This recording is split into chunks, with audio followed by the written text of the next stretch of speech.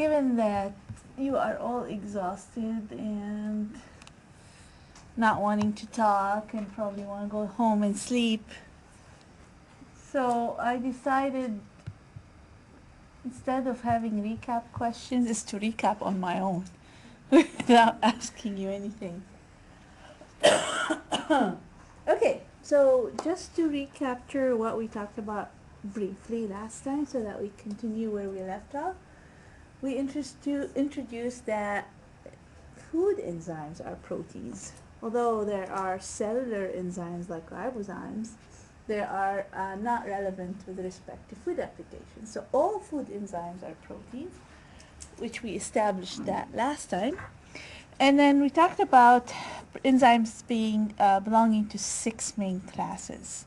So we have the hydrolases and oxidoreductases. These are the largest classes, or the classes that are most that are of interest to the food applications.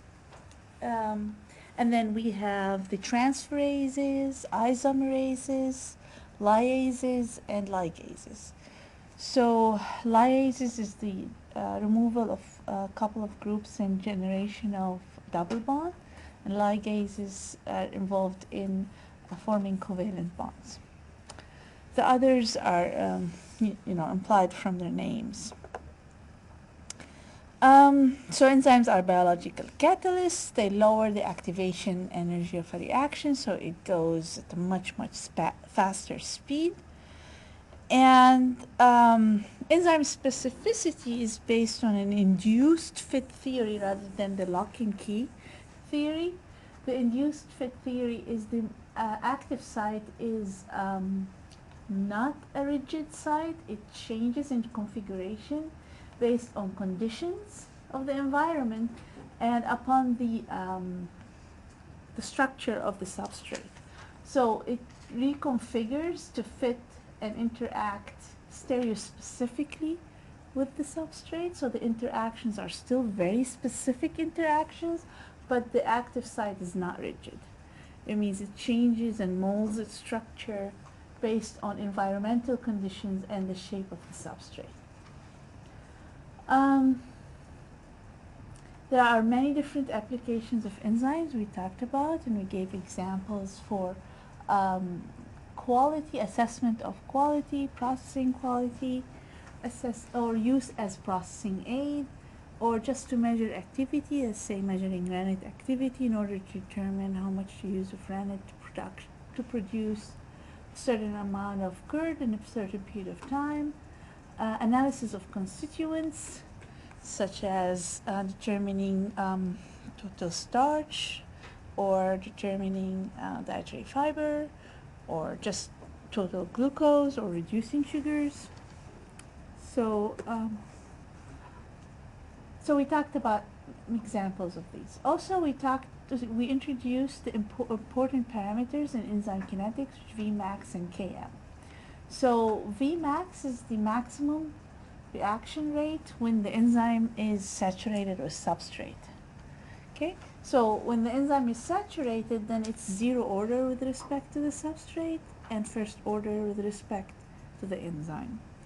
When the enzyme is not saturated, so when the substrate is below the Km, it would be first order with respect to substrate and zero order with respect to enzyme. And in this area of the curve, we measure substrate concentration. When we're here, we measure enzyme activity. Okay, so when you want to measure enzyme activity, you want to make sure you have enough substrate that saturates the enzyme. And when you're measuring substrate, you want the substrate to be the limiting factor. You don't want the enzyme to be the limiting factor. And then we define Km as the concentration of the substrate, where velocity is at Vmax over 2, and it's directly related to the affinity of the enzyme to the substrate. So we compared these two lines. Here you have two different substrates, the red substrate and the blue substrate in this case, and one enzyme. So we said that the enzyme has higher affinity to the red substrate because you have lower Km. That means at lower concentration of a substrate, you reach half Vmax than the other substrate, which you need higher concentration of the substrate to reach the same velocity. So this means the affinity of the enzyme is higher for the red substrate. Okay? So the lower the Km, the higher is the affinity. So if I ask you in a question, define Km, a lot of students just say Km is the concentration of the substrate at half Tmax, but in addition to that, you need to say it determines the affinity of the enzyme to the substrate. Okay, so it's an indication of affinity of enzyme to substrate. We also talked briefly about the importance of enzyme kinetics. Why do we need to determine Vmax and Km of an enzyme? Because if you're using enzyme as a processing aid, you need to determine what is the optimal substrate concentration to drive the reaction fast or slow, depending if you want to limit the enzyme activity or you want to promote enzyme activity. So you really need to know the Km, and you really need to know what concentration you would need to get to Vmax. So it's important to learn enzyme kinetics. It's important to determine these parameters, and also it's important to understand the impact of not just substrate concentration and enzyme concentration, also cofactors and inhibitors. So we've talked about these more partly today, and I don't think we're going to finish enzymes today. I'm going slow because I'm looking at your faces and how tired you are. So I'm going extremely slow, so I will not finish the enzyme lecture today. Okay. Any questions? Probably not. Moving on. Okay. So we stopped last time at derivation of the Michaelis-Menten equation. The Michaelis-Menten equation is the equation we use to determine Km and Vmax of the enzyme using a particular substrate. So just to remind you, in order to get to the Michaelis-Menten equation, we have to run the reaction at a particular substrate concentration and monitor production of a product, concentration of product or concentration of substrate, depending on whether we're measuring absorbance of a substrate or absorbance of a product. To simplify it, let's say we're looking at the concentration of the product produced over time, and then at steady state, if you remember, it's when the appearance of ES, the rate of appearance of ES equals the rate of disappearance of ES. Disappearance can be due to production of products, or disappearance could be going back, since it's a reversible, the ES go back to E plus S. So the steady state is rate of disappearance equals the rate of appearance, which is E plus S, forming the ES complex. So at this steady state, you have a linear relationship, so you can get the slope. The slope is your initial rate of the reaction. Okay? When we do kinetics, we have to do the same reaction at different substrate concentration. So we start off with the substrate concentration X. We run the same reaction at substrate concentration Y, Z, etc. And then we plot initial velocity versus substrate concentration. And then here we derive the equation to determine Vmax and Km. Okay, so how do we do that? So I'll walk you through this step by step. I'm sure you've seen this before, but we will just put it in a little bit, or what shall we say, review format. So the initial rate for production of a product is the rate of the reaction by the concentration of VES, which is the enzyme substrate complex. This is how we determine the initial velocity, which is the rate constant by the concentration of ES. So the rate of disappearance of ES is K minus 1, rate constant of the reaction going backwards. So this multiplied by the concentration, and the rate constant for production of a product. So again, the rate constant times the concentration of the ES complex. So this is the rate of disappearance of ES. Rate of appearance is the rate constant, this rate constant here, multiplied by the concentration of the total enzyme by the concentration of the starting substrate, will give you the rate of appearance of ES. At steady state, the rate of disappearance equals rate of appearance. Okay, so we equate them. Rate of disappearance equal rate of appearance. So this equates that.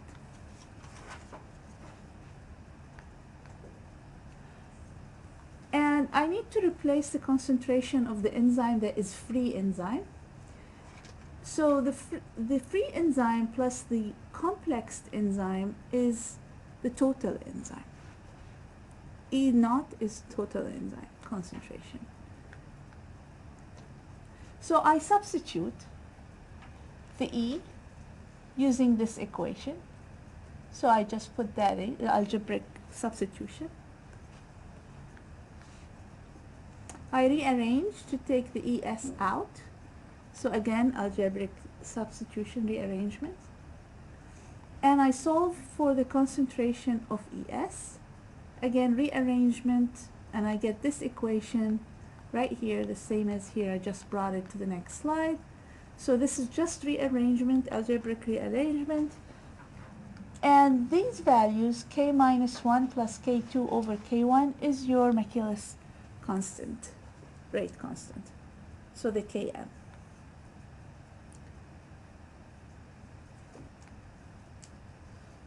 So again, we know that initial velocity is the rate constant k2 multiplied by the concentration ES. So if I substitute here the k2, the ES, this ES, sorry, k2 into ES, I get this equation.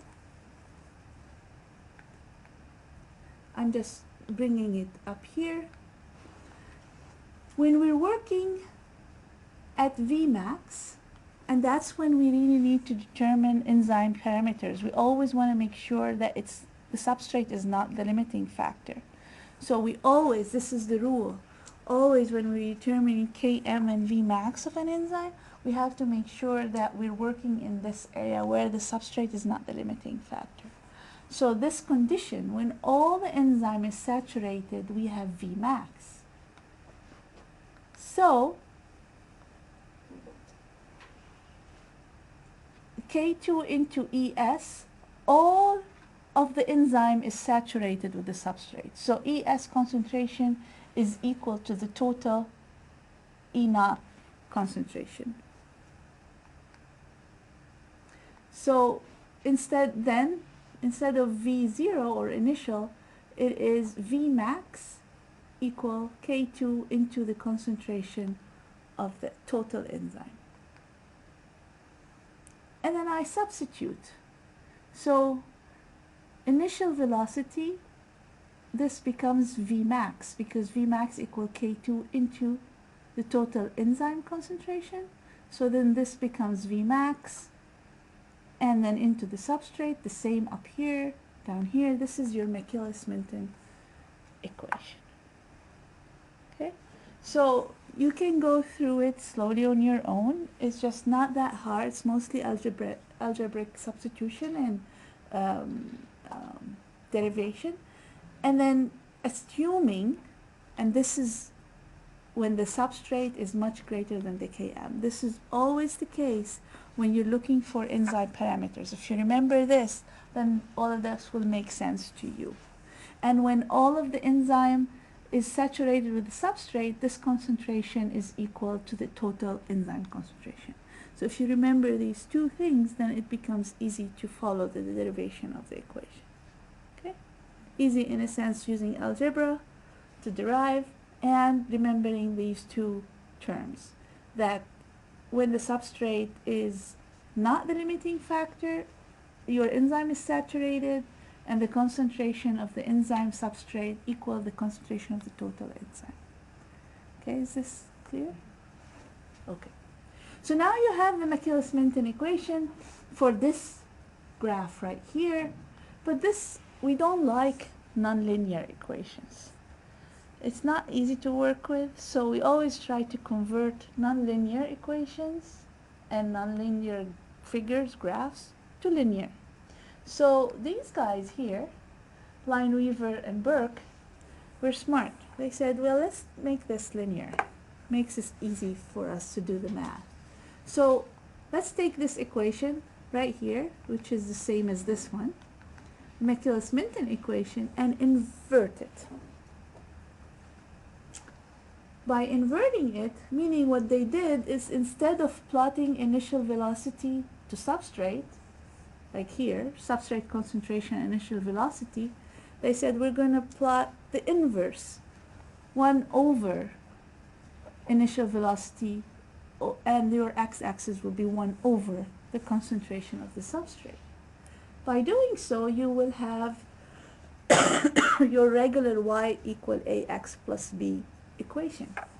So this is your y, this is your intercept, that's it here, this point right there is 1 over km, 1 over vmax, sorry, this is your intercept, and then 1 over s is your x, and then km over vm is your slope. So right there. Okay, so now when you run the reaction, the enzymatic reaction, you run it at different substrate concentration, and you get the initial velocity at each concentration. You invert the initial velocity, and you invert the concentration of the substrate that you worked with, and then you plot, and you get y equal ax plus b. That means you now can get the intercept, you get the Vmax, and then you have the slope, and if you have the intercept, you have Vmax, you can calculate Km. So now you're able to get Km and Vmax for that enzyme. Okay? So, any questions? Any clarification? Okay. Alright, so I'm going to give you an example of how we apply or how can this graph be used to interpret data or enzyme activity. So this is actual research done when I was a postdoc at Purdue.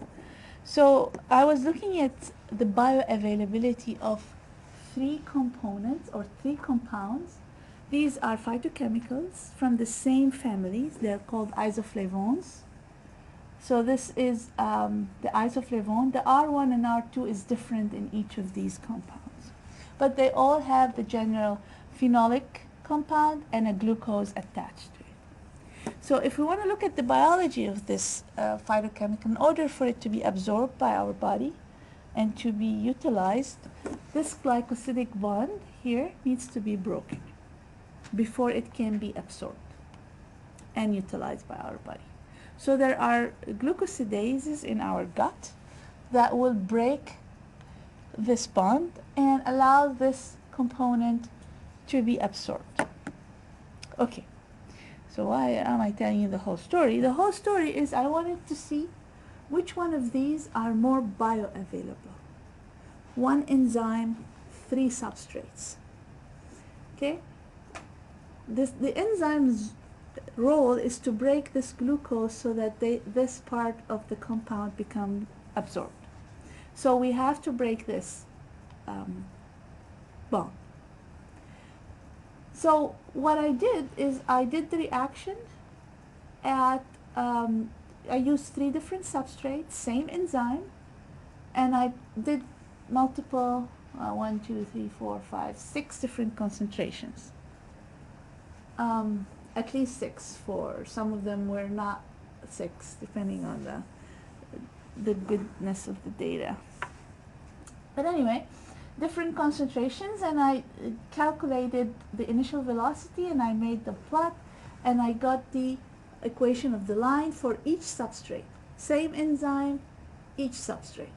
Okay, looking at these figures, before I show you the results, looking at these figures, can you guess which substrate has highest Km for that particular enzyme? Same enzyme, 3 different substrates. Looking at the figure here, which ones had the highest Km or the lowest Km? Top one is the highest. Top one is the highest Km. So here, the top one right there, first of all, it has, so 1 over Km is smaller than the others. This means it has a higher Km value. So this means that the enzyme has the least affinity to glycitin, to this compound right there. Least affinity. Whereas it had the highest affinity for these two. So the conclusion was is these two are more bioavailable because they can be easily hydrolyzed by the enzyme more than glycitin.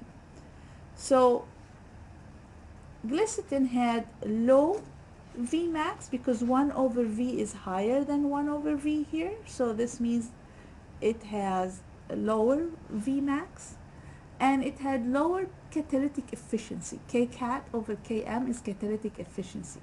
Kcat is calculated by Vmax over E0. The lower the Vmax, the lower the Kcat at the same enzyme concentration. And the higher the Km, the lower the efficiency altogether. So Kcat over Km is catalytic efficiency. The higher the Km and the lower the Kcat, the lower is the enzymatic efficiency. So this had lower catalytic efficiency with the same enzyme compared to the other two substrates. So this is how this is an example of how Lineweaver Burk plot can be used.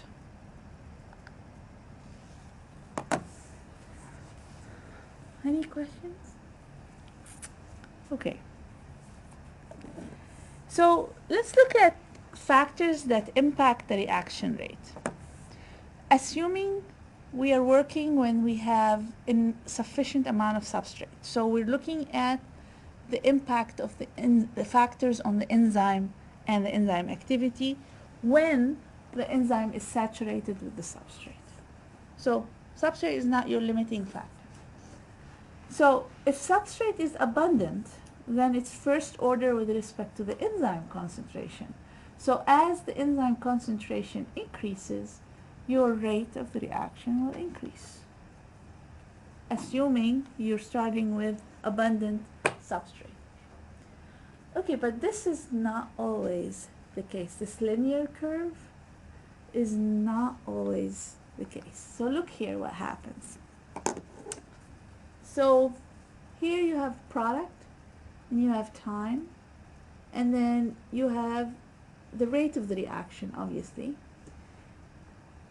When the substrate is depleted, it's no longer linear, right? So you have to remember this. You have a steady state where it's linear, and then it curves because you are depleting the substrate. Okay?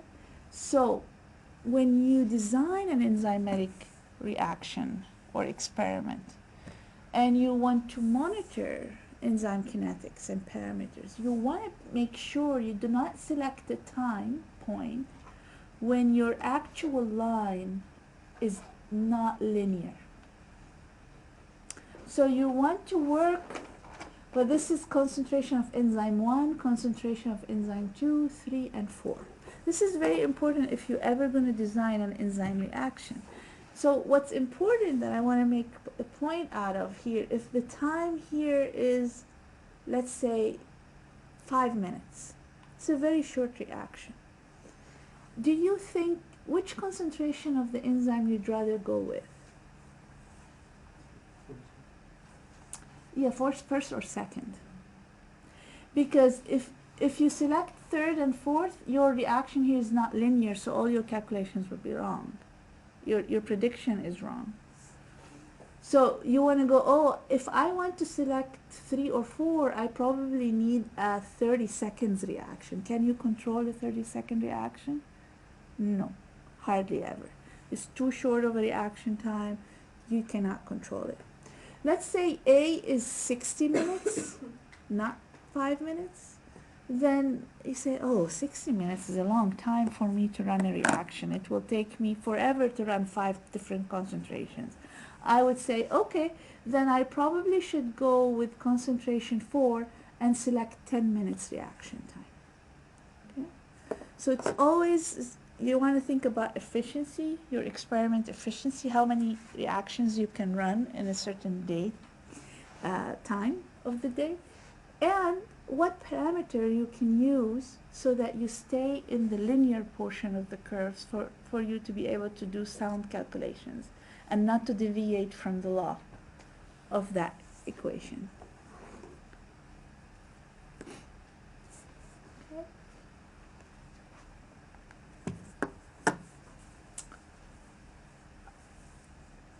So, depending on the enzyme substrate concentration or enzyme substrate type, substrate concentration has different impact.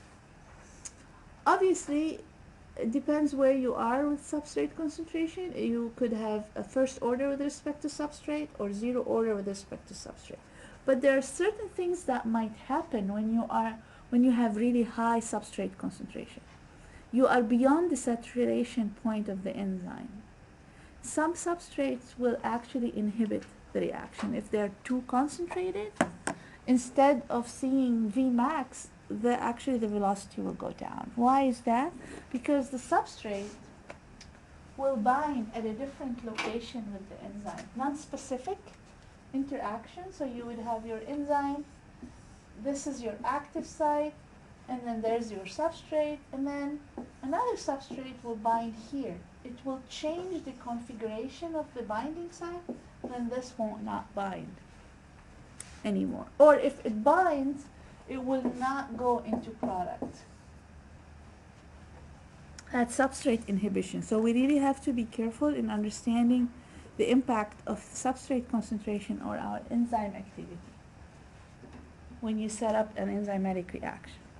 Sometimes you need a certain concentration to actually activate the enzyme. So in certain cases, your substrate binds at a different location and then changes the configuration of the binding site so that the substrate actually binds. So it's a positive thing. So a lot of understanding of the different substrate and enzymes needs to, you need to understand that in order to design your experiment. Okay, so there are environmental factors. Obviously, you've seen this before. So the reaction kinetics, obviously, as you increase the temperature, you will increase the rate of the reaction until you get to an optimum. But because proteins are enzymes, proteins can denature. So when you heat above a certain temperature, your protein will denature and drops in activity. So this dotted line, you cannot infinitely increase the reaction rate. It will ultimately reach an optimum and drops down due to the protein denaturing or the enzyme denaturing. So with pH, you also have a pH optimum, and that has to do with the ionization of the binding site and sometimes the ionization of the substrate, depending on if the substrate is ionizable or not. But the protein is the enzyme is ionizable. So when you change the pH, you are changing the ionization state of the binding site. By doing so, you're either enhancing interaction with the substrate or you are inhibiting interaction with the substrate. So that's why every enzyme have an optimum pH that is not necessarily the same optimum pH for every enzyme. So as you get closer to the optimum pH, you have the highest activity, And as you go away in either direction, then you go away from the optimum activity because of changes in the ionization state of that binding site. But there is a difference between pH optimum and pH for stability of the enzyme. Oftentimes, your enzyme, if you change the pH, it won't be active. Let's say, for example, trypsin is stable at pH 3. That means if you bring your solution down to pH 3, it will no longer react. But if for any reason you bring the pH back to 7 or 7.5, the reaction kicks in. You did not kill the enzyme or inhibit the enzyme. So in order to inhibit the enzyme, you might want to really bring the pH down to 1 or 2 for a certain period of time. And then even if you bring it back to the optimum, the enzyme won't work anymore as much because it's now denatured. Okay? So that's the difference between stability and optimum activity. So it can be stable at a different pH, can be stable here and stable there, and then go back to being active if you change the pH. But if you drop the pH too much or increase the pH too much and leave it there for an hour or so, or 30 minutes depending on the enzyme, and then bring it back to optimum, it's no longer going to be active because you denatured it.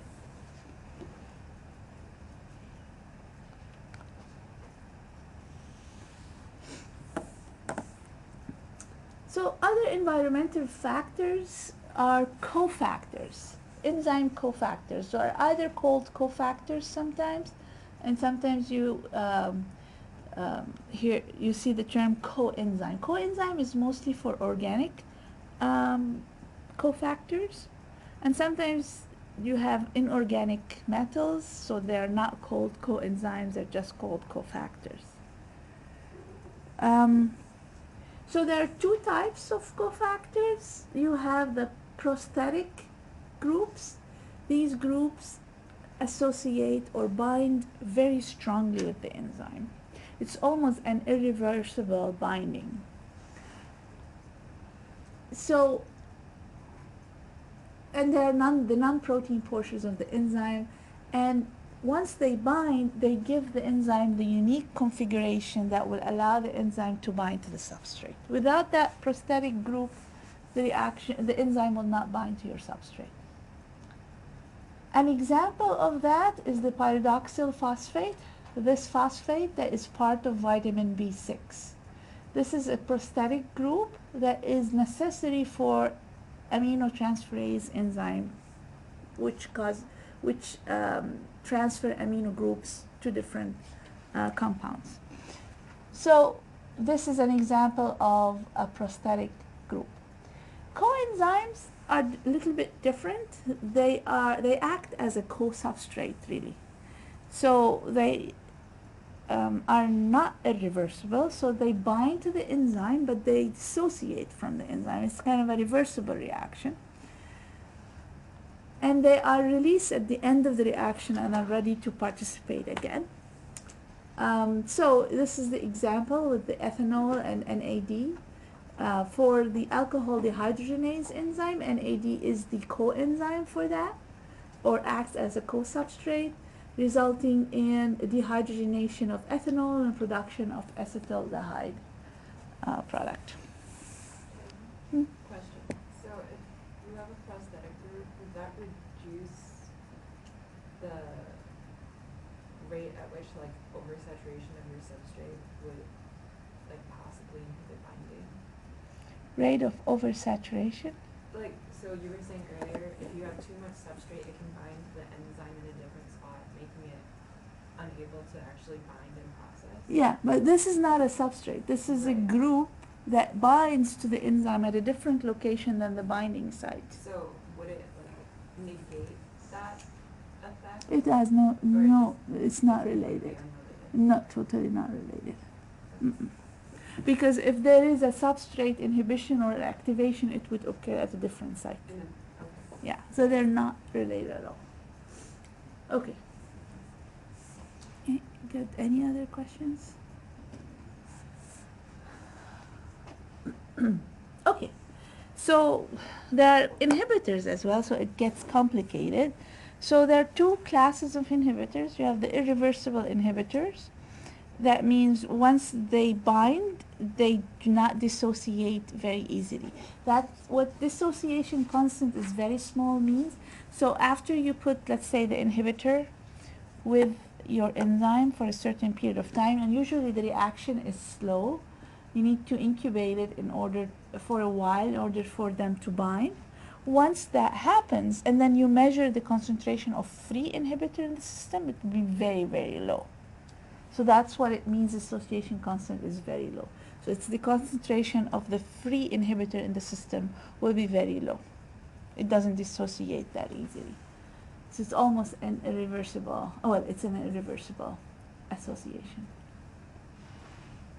So, for example, if we want to measure the amount of amylase inhibitor in legumes, once you extract that inhibitor from the legumes to determine if it's still active or still there, so you need to allow a certain amount of time incubation with amylase to allow that irreversible inhibition to take place before running the amylase activity.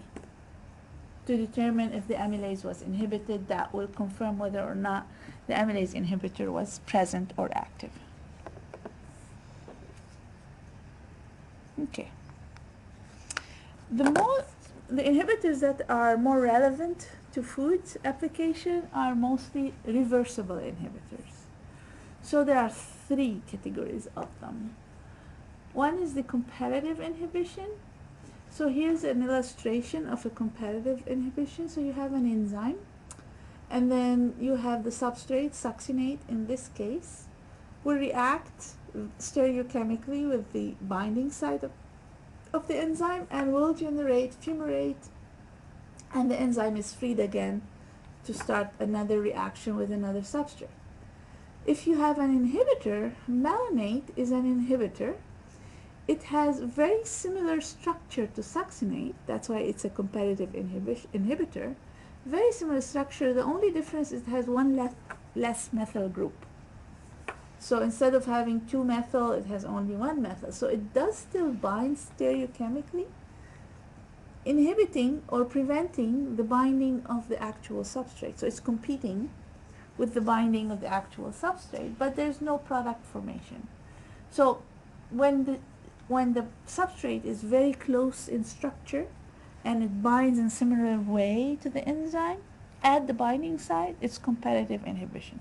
So the inhibitor and the substrate are competing for the binding site. So this is how the Lineweaver-Burk plot would look when you have no inhibitor. That's no inhibitor. And when you have inhibitor in the system. What do you notice unique with respect to Km and Vmax when you have a competitive inhibition? What changes? What changes, what stays the same?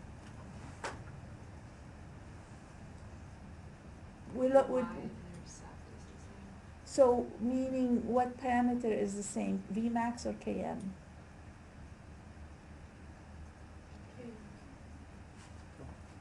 So this is 1 over the rate of the reaction. The intercept is 1 over Vmax.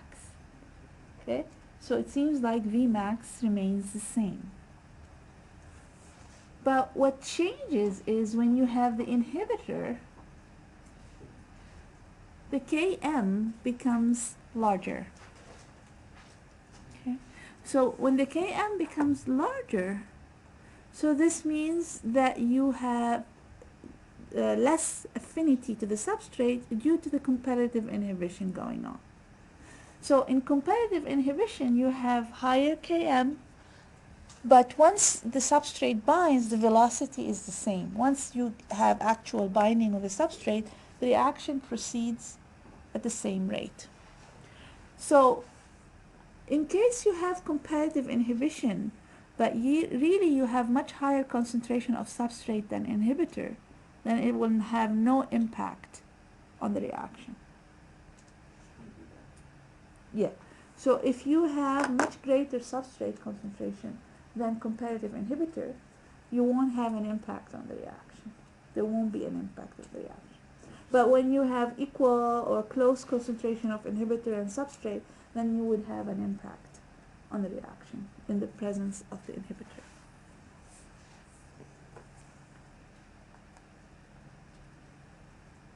So sometimes you want a competitive inhibitor, especially when there is an undesirable reaction such as polyphenol oxidase. I give that example a lot. It's an undesirable enzymatic reaction.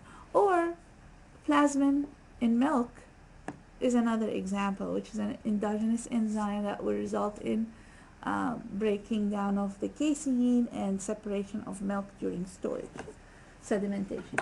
So there, in these cases, you really want a competitive inhibition going on to prevent the substrate from converting into a product. You don't want that. But sometimes the competitive inhibition is not desired, especially when you're looking for producing a product using the enzyme as an aid. For example, you are using trypsin enzyme to produce soy protein hydrolysate. You start with native soy protein. What do you think is going to happen? Native soy protein, trypsin, trying to produce soy protein hydrolysate. There's a trypsin inhibitor in soy protein, native soy protein. So the trypsin inhibitor is actually, in fact, a competitive inhibitor in the competitive inhibitor to the protein. So we don't want that. So we want to make sure that we don't have a competitive inhibition when we really want a reaction to go forward.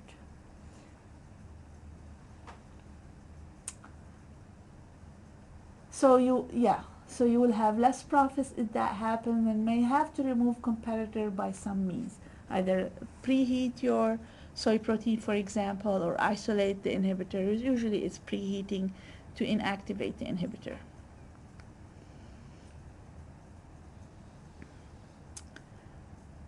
Non-competitive inhibition, this is another form of reversible inhibition.